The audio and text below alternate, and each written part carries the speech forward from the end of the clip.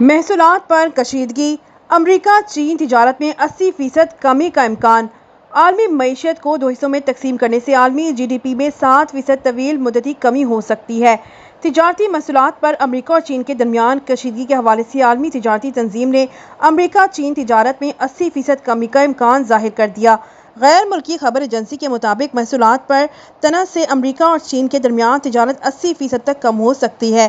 World trade organization کے مطابق دنیا کی دو بڑی معیشتوں کے درمیان محصولات کی مقابلے بازی عالمی معیشت کو سخت نقصان پہنچا سکتی ہے۔ WTO کا کہنا ہے کہ امریکہ اور چین کا عالمی تجارت میں حصہ 3% تک ہے۔ ورلڈ ٹریڈ آرگنائزیشن کے مطابق عالمی معیشت کو دو حصوں میں تقسیم کرنے سے عالمی جی ڈی پی میں 7% طویل مدتی کمی ہو سکتی ہے۔ امریکہ اور چین کے درمیان تجارتی جنگ شدت اختیار کر گئی ہے۔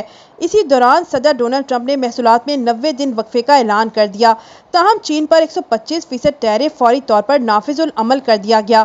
امریکی میڈیا کا کہنا تھا کہ امریکی صدر ٹرمپ نے جوابی ٹیرف نہ لگانے والے ممالک پر اضافی ٹیرف 90 روز کے لیے معطل کر دیا ہے۔